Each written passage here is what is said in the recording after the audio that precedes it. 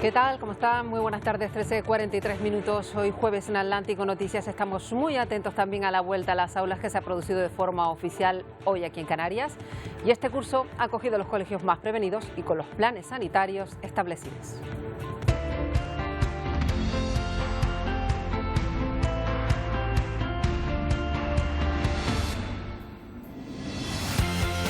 Eso sí, esta vuelta al cole ha obligado un año más a las familias, a los profesores, a toda la comunidad educativa, en definitiva, a seguir estrictas pautas de seguridad para atajar el coronavirus. La gran ventaja de este curso, la alta tasa de vacunación de docentes y de alumnos.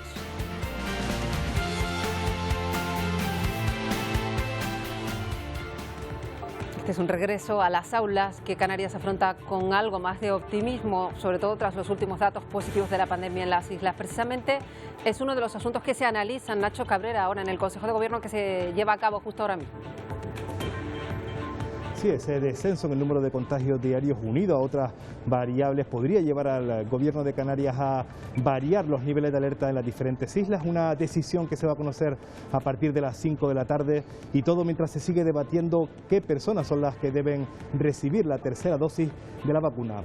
Hoy mismo se ha comenzado a administrar a aquellas personas que sufren una situación grave de inmunosupresión. Bueno, ya ha habido una condena unánime de los colectivos LGTBI ante la falsa denuncia de un joven que dijo haber sufrido una supuesta agresión homófoba en grupo que no fue tal.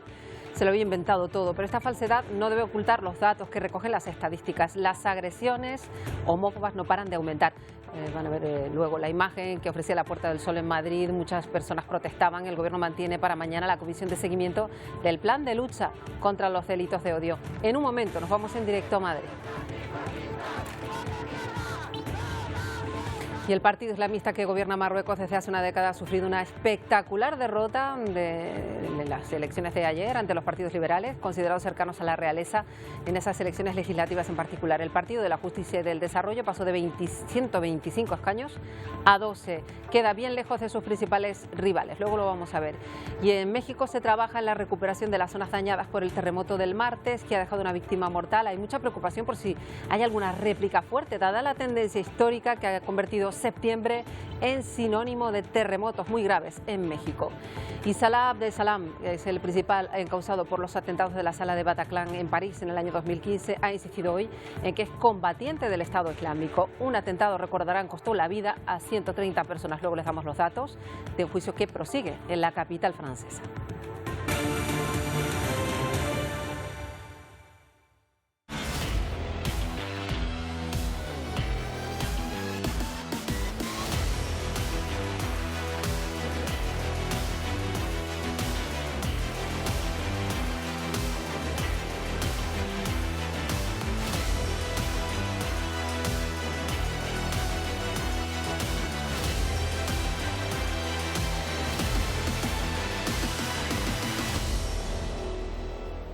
Bueno, después de superar el 80% de la población diana vacunada y con el número de contagios diarios rondando cifras de principios de verano, Canarias afronta con relativa tranquilidad, también con cautela, la vuelta al cole. Nacho Cabrera es uno de los temas que se aborda ahora en el Consejo de Gobierno.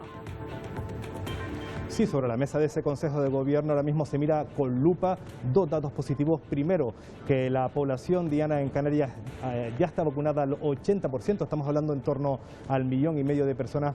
Y segundo, que el número de contagios diarios sigue disminuyendo y se ha estabilizado en torno al centenar de casos diarios. Todo ello puede llevar al Gobierno de Canarias a variar hoy los diferentes niveles de alerta en las diferentes islas, una decisión que se va a conocer a partir de las 5 de la tarde en esa rueda de prensa posterior al Consejo de Gobierno. La ministra de Sanidad, Carolina Darias, celebraba ayer esos buenos datos que se están dando no solo en Canarias, sino en el resto de las comunidades autónomas y desvelaba qué personas van a comenzar a recibir la tercera dosis de la vacuna. La Comisión de Salud Pública de ayer acordó por unanimidad de sus miembros comenzar la inoculación de dosis adicionales de la vacuna contra la COVID a aquellas personas que están en situación grave de inmunosupresión. La tendencia descendente se observa en todos los grupos de edad y también prácticamente de manera casi homogénea en todas las comunidades autónomas. Y ya ven que este 9 de septiembre está marcado en el calendario por esa vuelta al cole de forma oficial. Miles de niños han vuelto ya a clase, también sus profesores, nos lo cuenta Carlos Centurión. Día importante para el alumnado no universitario de Canarias. Vuelta a las aulas, vuelta al colegio. Empieza el curso, el segundo, que comienza con la pandemia en marcha. Y lo hace con el mismo protocolo prácticamente de medidas anti-COVID que el año pasado y que tan buenos resultados tuvo. Hay pocas novedades. Una de ellas es que si se detecta un positivo en la clase, el entorno más cercano no tendrá que aislarse, no tendrá que irse de cuarentena siempre y cuando esté vacunado. Y se llega con buenas cifras. Entre los 12 y los 19 años, el alumnado llega vacunado al 63% aproximadamente. El profesorado está vacunado al 95%. Solo los más chiquititos, entre 3 y 6 años, es decir, la educación infantil, está exenta de llevar mascarillas dentro de su aula, dentro de su grupo burbuja. Bueno, por este día de arranque de curso, sobre las medidas de las aulas que se las saben ya bien, muy similares a las que se tomaron el año pasado, higiene de manos, ventilación, mantenimiento de grupos burbuja, vamos a hablar hoy pues con Daniel López Acuña, asesor independiente de salud y el director de gestión de la Organización Mundial de la Salud. Señor López Acuña, gracias por atendernos un día más. Este curso llega además con las vacunas que mejoran la situación, aunque hay que mantener la cautela. Sí, no es únicamente que tengamos que mantener la cautela, que hay que hacerlo, sino que tenemos que entender que la vacuna ha sido muy importante, pero no previene las infecciones y los contagios. La vacuna sirve para prevenir la severidad de la enfermedad, el riesgo de hospitalización, el riesgo de muerte. Y en esa medida nos ha ayudado enormemente en esta quinta ola para que no tuviéramos alta mortalidad y no tuviéramos una presión asistencial aún mayor de la que hemos tenido. Pero no podemos confiarnos en que porque hemos vacunado más del 70% de la población, vamos a tener una inmunidad de grupo. La inmunidad de grupo es ilusoria en el caso del COVID-19, no se consigue ni con 80 ni con 90%, dada la naturaleza de la enfermedad y la naturaleza de las vacunas que no son esterilizantes, que solo nos ayudan a proteger contra severidad. Entonces, para el regreso al cole tenemos que tener las mismas cautelas. No es la vacuna lo que va a permitir controlar los brotes en los coles. Son las medidas de protección y la estricta adherencia a lo que está planteado como medidas críticas para evitar los contagios. Parece, señor López Acuña, que sí que va a seguir siendo así, por lo menos los colegios españoles lo plantean de esa manera. Está la cuestión de la vacunación de los más pequeños, que está en tela de juicio. ¿Qué opina usted? ¿Hay que vacunar a los más pequeñitos, los que no están vacunados? Bueno, yo creo que es más que prematuro esa tela de juicio en la que algunos quieren poner esta vacunación. Lo primero es que tenemos que tener vacunas que estén avaladas para su uso en menores de 12 años. Hasta el momento no lo hay. Las agencias regulatorias, la Agencia Europea del Medicamento no ha aprobado esto. Hay ensayos clínicos que se están llevando a cabo, parecen tener buenos resultados, pero hasta que no tengamos toda la evidencia, no podemos hablar de poder vacunar. Ahora, una vez que tengamos las vacunas, que posiblemente, aprobadas, quiero decir, que posiblemente eso ocurra alrededor de diciembre, enero, no creo que antes. Desde mi punto de vista, no hay duda de que deberíamos seguir adelante con la vacunación. El grupo de menores de 12 años ha sido un grupo con alta incidencia, todavía tiene una incidencia alta, y podemos correr el riesgo de tener severidad y complicación y que se nos convierta en el reservorio que dé lugar a más infecciones. Entonces, yo no pondría en tela de juicio la idea de vacunar una vez, siempre y cuando la vacuna esté aprobada, una vez que esta vacuna esté disponible y legitimada por las agencias regulatorias. Otra de las cuestiones que no son noticia en el día de hoy tiene que ver con esa tercera dosis. Parece que se va a aplicar en España, cuando menos a un determinado grupo de personas que ya de hecho han empezado hoy a hacerlo, ¿no? Sí, mire, se va a aplicar a personas inmunodeprimidas una dosis adicional. Pero no es bueno que contemplemos la idea de que este es el inicio de una tercera dosis para todo el mundo. Los puntos de vista muy claros de la Organización Mundial de la Salud, del Grupo Asesor de Vacunas de la OMS independiente, del Centro Europeo de Control de Enfermedades y de la Agencia Europea de Medicamentos, señalan claramente que no hay una evidencia que sustente la aplicación de una tercera dosis, que no conseguimos nada con esa tercera dosis y que lo que tenemos que hacer, hablo en la población general, no tenemos que vacunar a 33 millones de personas más. Lo que tenemos que hacer en estos momentos es completar la vacunación con 2 pautas de las personas que faltan, nos faltan todavía casi 7 millones de españoles. Bueno, pues Daniel López Acuña, como siempre, un placer recibirle aquí en Atlántico Noticias. Un placer, Marta. Hasta luego. Bueno, pues lo que nos contaba nuestro experto contrasta bien con lo que ocurre en otros lugares del mundo. Por ejemplo, en Texas, en Estados Unidos, allí, ya saben, no hay mascarilla en la calle, tampoco la llevan los niños. Y los contagios han disparado precisamente entre escolares, pues por eso, porque no llevan mascarilla ni siquiera en clase. Nos lo cuenta Álvaro Algarra. En Texas, los casos de COVID-19 en las escuelas públicas se dispararon en más del 2000% desde el inicio del ciclo escolar hace un mes, cuando la mayoría de los estudiantes regresaron a clases presenciales. Según las cifras más recientes del Departamento de Salud, los distritos escolares reportaron 27.300 alumnos contagiados durante la semana que finalizó el 29 de agosto en comparación con los 1.200 registrados a principios del curso académico. Después de eliminar las clases a distancia, varios distritos escolares debieron regresar a la enseñanza virtual en espera de que vuelva a bajar la curva de contagios. A pesar de las cifras, el Estado ha renovado su amenaza de actuar legalmente contra los distritos escolares que requieran el uso obligatorio de mascarillas en las aulas como medida para prevenir la propagación del virus. Desistan ahora o nos vemos en corte, advirtió en la víspera la oficina del fiscal general del Estado en su cuenta de Twitter.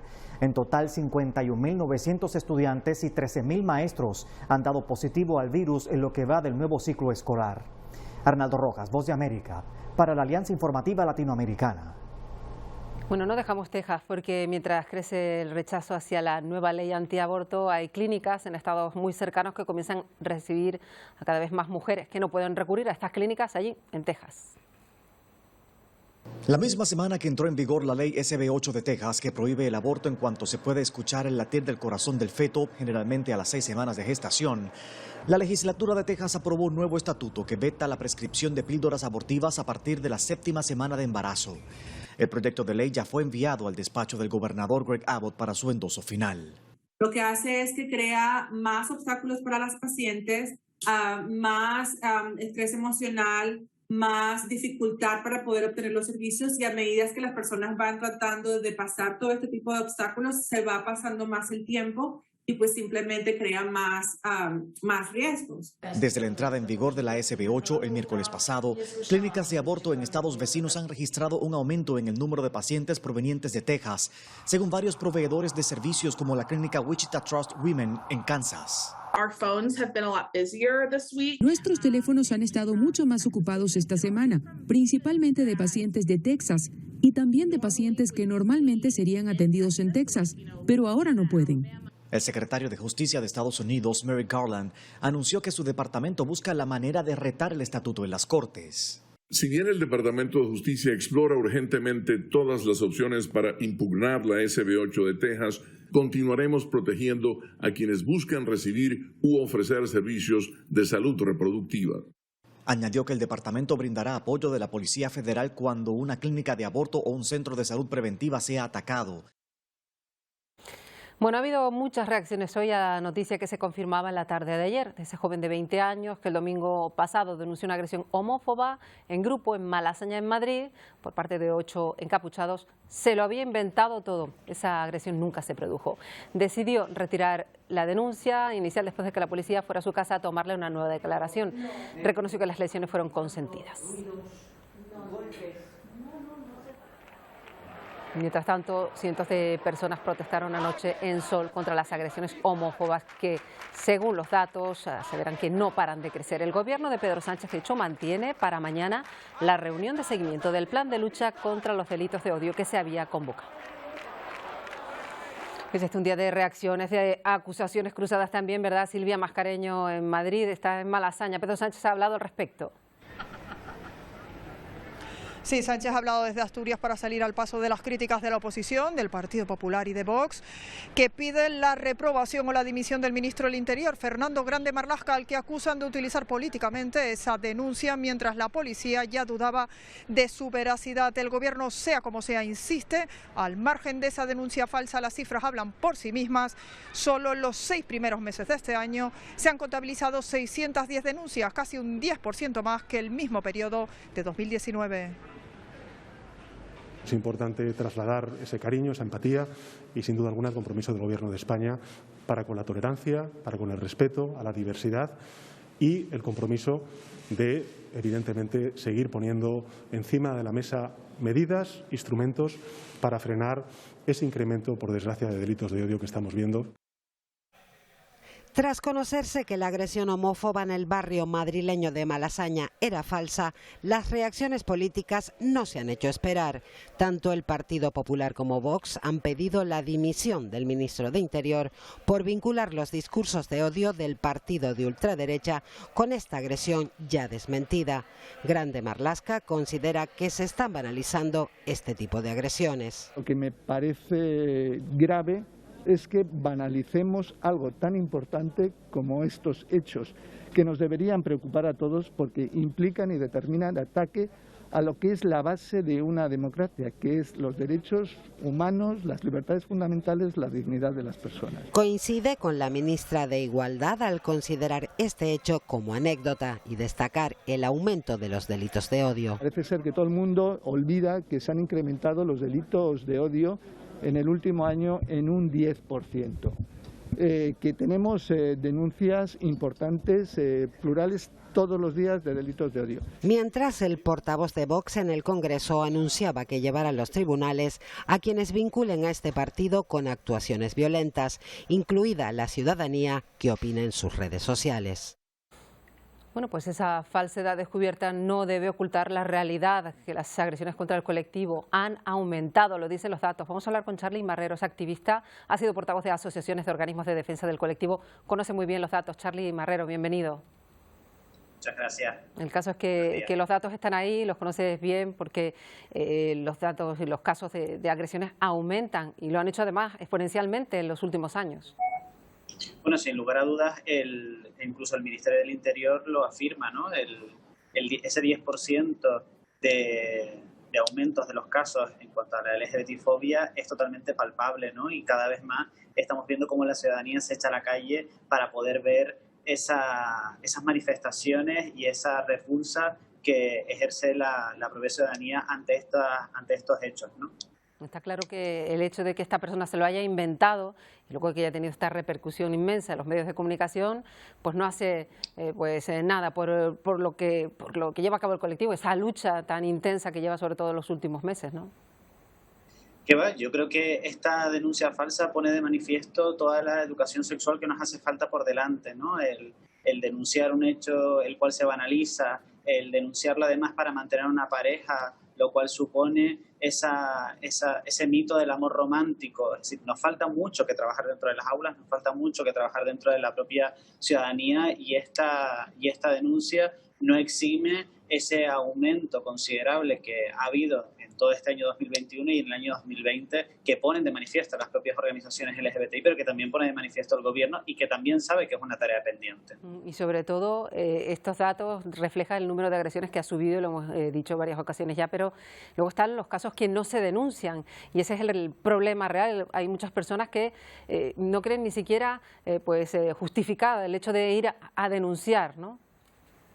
El propio Ministerio del Interior señala en una nota de prensa que se acaba no hace mucho que 1 de cada 10 personas que sufre algún tipo de delito de odio no lo denuncia.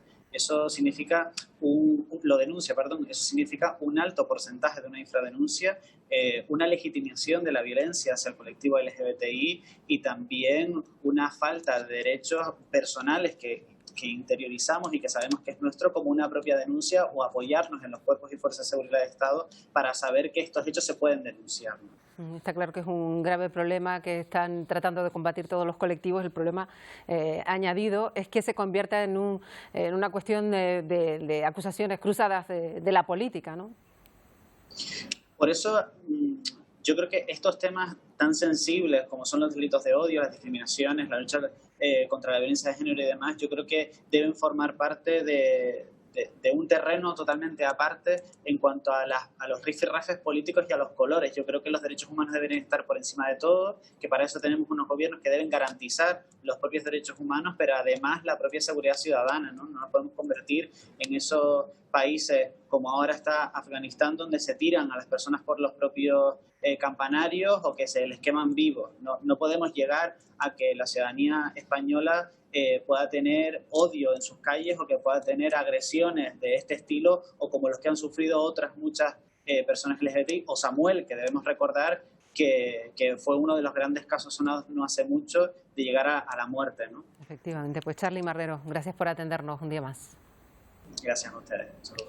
Bueno, vamos a seguir con otros asuntos porque ha habido una nueva jornada en el juicio por los atentados de la Sala Bataclan en París. Recordarán, aquel 13 de noviembre de 2015, 130 personas murieron y solo uno de los 20 acusados participó en los hechos. Es el mayor juicio penal de la historia de Francia. Comienza uno de los juicios más duros en la historia de Francia. 20 hombres serán juzgados durante 9 meses por su implicación en el peor ataque en París desde la Segunda Guerra Mundial. 130 muertos y más de 400 heridos.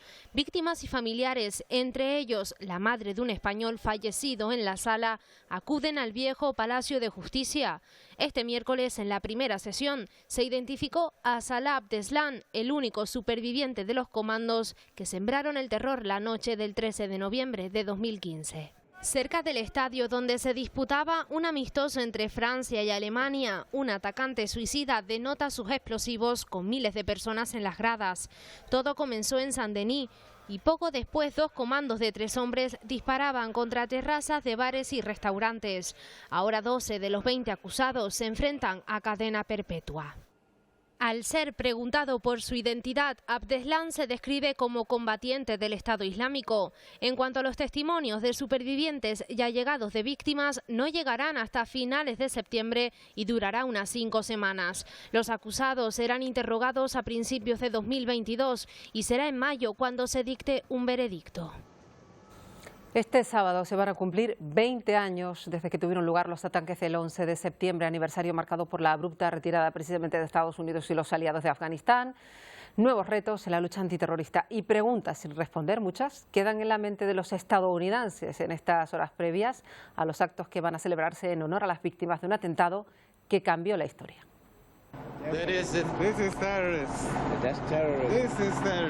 En 2001, Estados Unidos y el mundo se embarcaron en una nueva era.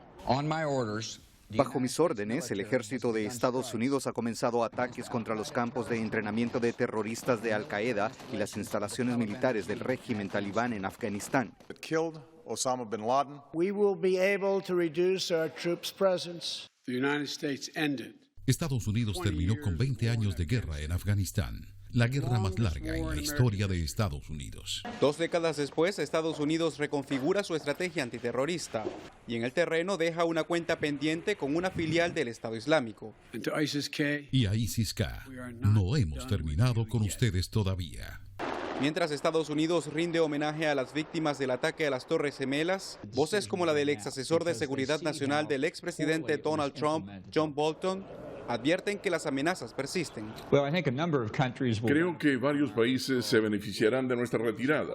Deja un agujero en Asia Central y alguien va a llenar ese vacío, y no será solo Pakistán, serán China, Rusia, Irán, y lo que temo es que todos los grupos terroristas se refugiarán allí nuevamente y amenazarán a Estados Unidos y al mundo. El alto mando militar asegura, sin embargo, que el país está en la capacidad de contrarrestar la persistente amenaza terrorista sin el despliegue de tropas. Y ahora nuestra misión es asegurar que continuaremos nuestros esfuerzos de inteligencia para proteger al pueblo estadounidense durante los próximos 20 años.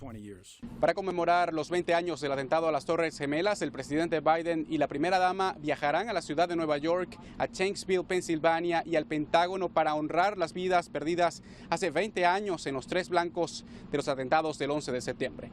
Desde la Casa Blanca, Jorge Agobián, Voz de América. Alexis y Amanda tenían 4 y 6 años cuando su madre murió en el piso 96 de la Torre Norte. Los recuerdos que tienen de ella viven en las historias que cuentan sus familiares. A su corta edad, Era difícil asimilar que el peor ataque terrorista en suelo estadounidense les arrebataba a su progenitora, Rosa María Feliciano. Ellas representan toda una generación que creció con la tragedia, a quienes el dolor las hizo madurar y entender la importancia de ayudar a otros.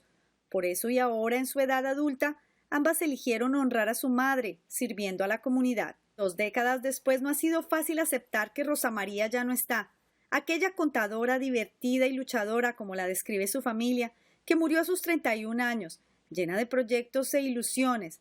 Blanca, su hermana mayor, no supera el dolor de su partida. Para mí, yo sentí como que se me fue la mitad de mi corazón, porque ella era mi hermana la pequeñita y yo ayudé a mi mamá a criarla. Me acuerdo como ahora cuando ella nació. Como todos los años, la familia Feliciano le rinde homenaje a Rosa María justamente aquí en el número 16 de la Fuente Norte, donde se encuentra grabado su nombre. Desde Nueva York, Ángela González, Televisión Canaria.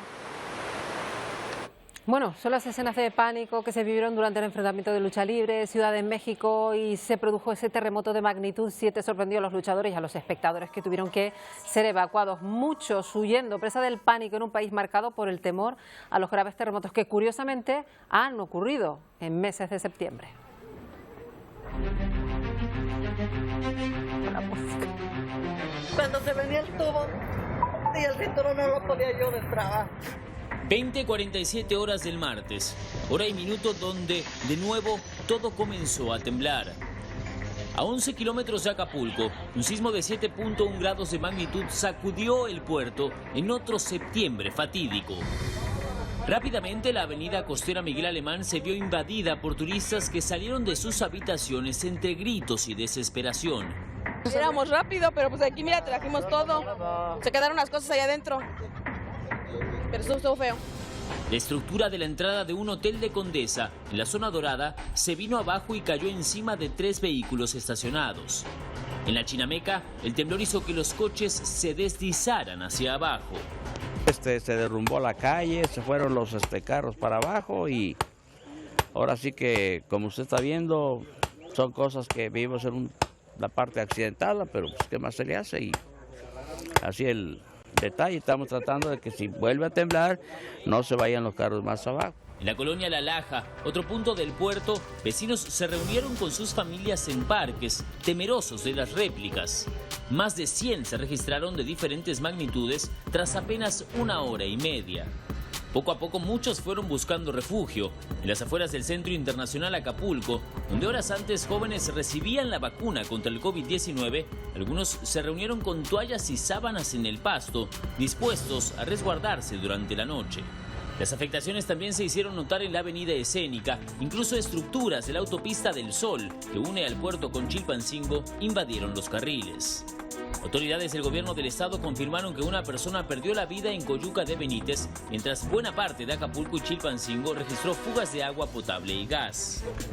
Según reportes preliminares de Protección Civil del estado, Acapulco, Chilpancingo, Ayutla de los Libres, Juan R. Escudero, Eduardo Neri, San Marcos y Tecuanapan registraron viviendas con cuarteaduras y daños en inmuebles. Con imágenes de Sergio Robles y Juan Martín Alvarado, Mauricio Notabile, Fuerza Informativa Azteca. Bueno, y esto también es México, por si fuera poco, también ha sufrido en las últimas horas graves inundaciones en el centro del país, lluvias torrenciales que han provocado el desbordamiento del río Tula. En el estado de Hidalgo, 17 personas han muerto después de anegarse un hospital que estaba en esa región, la de Tula. 2.000 viviendas, ahí lo ven, afectadas por esas inundaciones que hacen que se superen los 2 metros de altura el agua.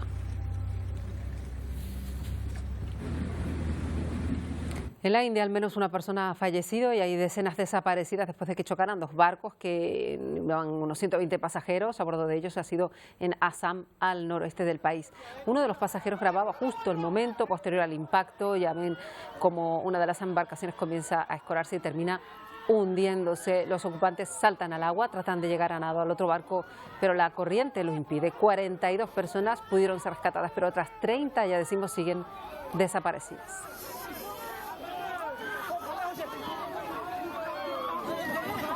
Bueno, miramos algo más cerca. El incendio forestal que afecta a 3 municipios del entorno natural de Sierra Bermeja, en Málaga, Afecta a más de 2.000 hectáreas. Estepona es la localidad más afectada, 800 hectáreas quemadas de momento. No hay que lamentar daños personales, eso sí, han sido desalojados, sin embargo, medio millar de vecinos de urbanizaciones. Las rachas de viento han avivado las llamas a lo largo de esta mañana.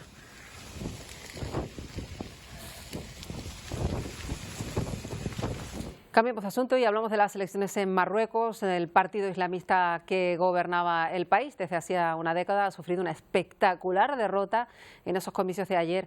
Lo ha hecho ante los partidos liberales más afines a la monarquía. El Partido de la Justicia y del Desarrollo, islamistas moderados, pasó, fíjense, de 125 escaños que tenía a 12 de los 395 diputados que componen el Parlamento marroquí.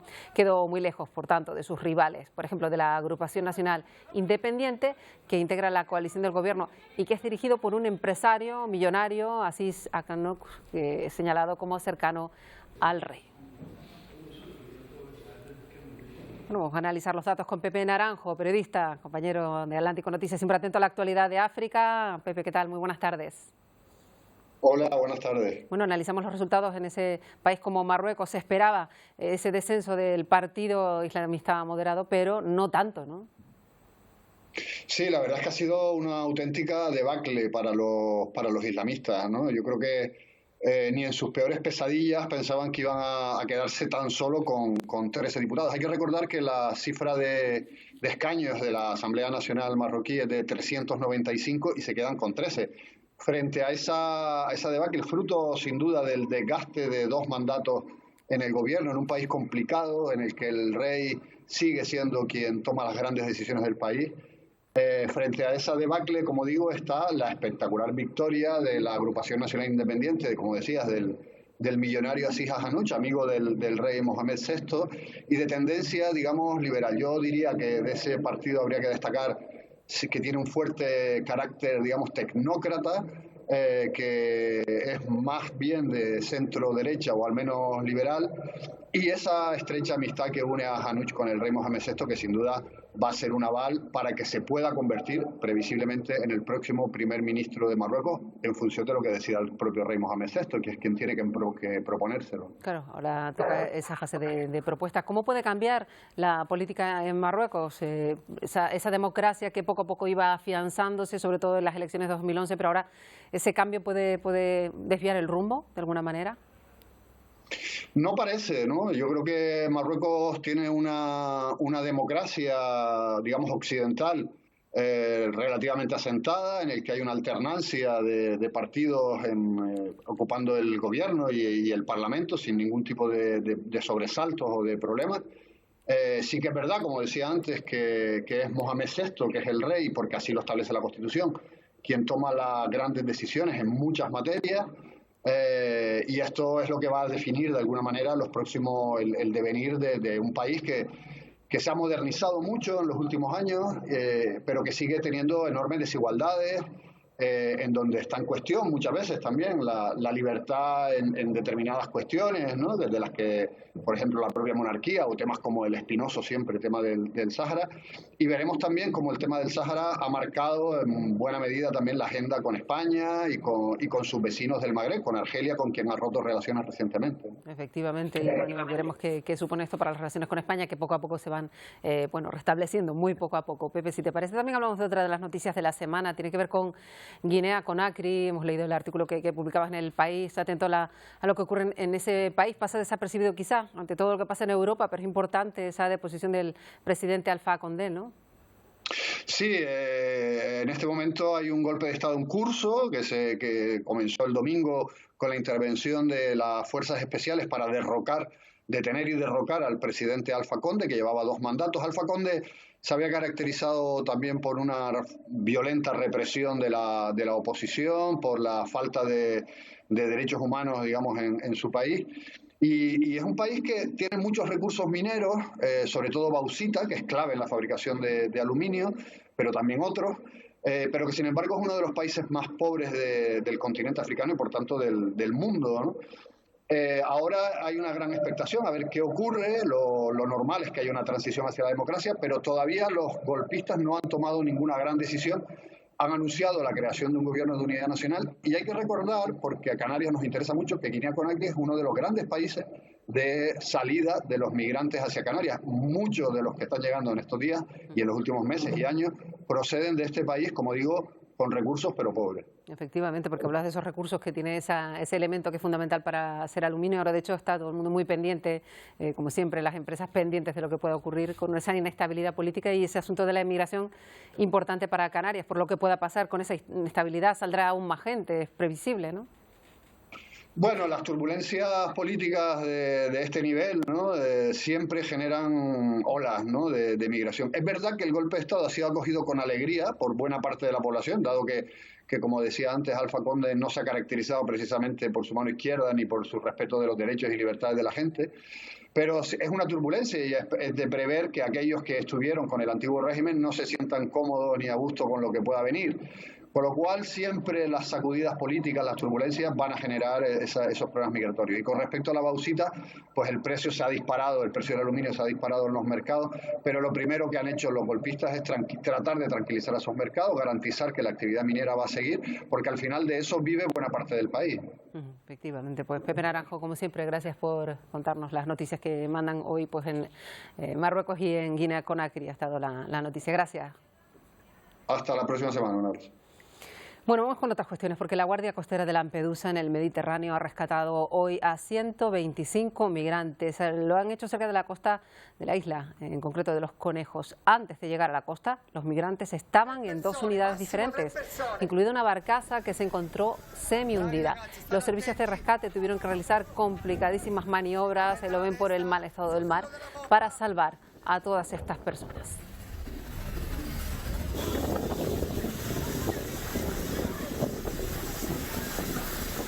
Vamos con otra crisis migratoria, se vive en Necoclí, en Colombia. 15.000 personas están pues paradas, no pueden seguir con su viaje hacia Estados Unidos. Ahora están varados y preocupa la situación sanitaria en ese municipio colombiano, que están en emergencia sanitaria.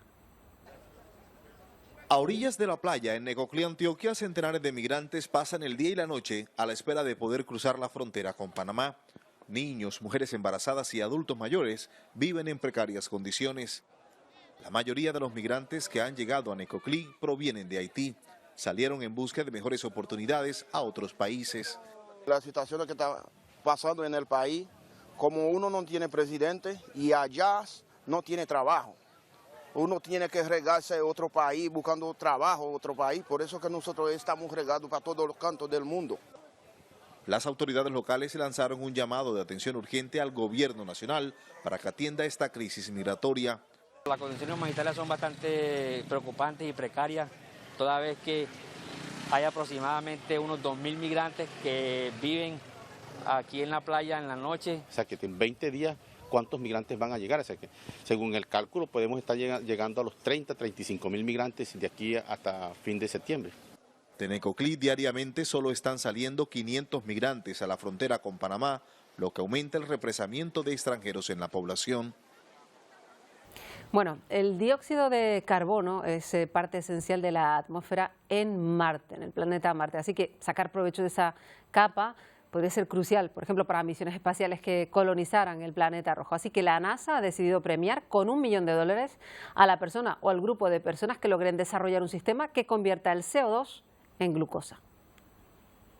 Fabricar azúcar a partir del dióxido de carbono fue el proyecto ganador del concurso auspiciado por la Administración Nacional de Aeronáutica y el Espacio, NASA. El químico Pei Dong-yang le dijo a La Voz de América que el proceso convertiría el dióxido de carbono en azúcares que se utilizarían para fabricar plásticos, alimentos, combustible, medicamentos y otros productos a base de glucosa que podrían sustentar a astronautas y futuros colonos de Marte. Convertir el dióxido de carbono en sustancias químicas útiles y, en este caso, en azúcar, y el azúcar es importante para muchos de los propósitos de biofabricación que se podrían hacer en el espacio. Uno de los grandes desafíos en la exploración espacial es la limitación de recursos, por lo que, de acuerdo al profesor de la Universidad de Berkeley, este proceso proporcionaría a los futuros exploradores del planeta rojo una infraestructura sostenible. En el espacio profundo o en la misión a Marte sabemos que hay una gran cantidad de dióxido de carbono y que si se convierte en azúcar podría alimentar matar a las bacterias, creando una fuente de energía. El avance también podría tener un impacto en la Tierra, ya que el dióxido de carbono impulsa el cambio climático, por lo que un desecho se convierte en un recurso, dijo Yang. Está provocando un efecto perjudicial para nuestro planeta, por lo que tener la capacidad de transformarlo será útil para la Tierra. Y hablando de Marte, la NASA confirmó que el robot Perseverance guardó las primeras muestras de minerales, las primeras recogidas en otro planeta. Alonso Castillo, Voz de América, Miami. Vamos a Chile porque ahí se ha liberado un pingüino que fue encontrado hace varias semanas en muy mal estado, muy lejos de su hábitat natural. Unos turistas lo encontraron desorientado en una playa, estaba a 800 kilómetros de la reserva de pingüinos de Humboldt, que es el lugar donde suele vivir esta especie. Tuvo que permanecer en una clínica hasta que se recuperó y ahí ven, fue devuelto al Parque Nacional Pan de Azúcar. Quedan entre 2.500 y 10.000 ejemplares de una especie considerada muy vulnerable. Y tal día como hoy se compuso una de las canciones más conocidas de la historia de la música.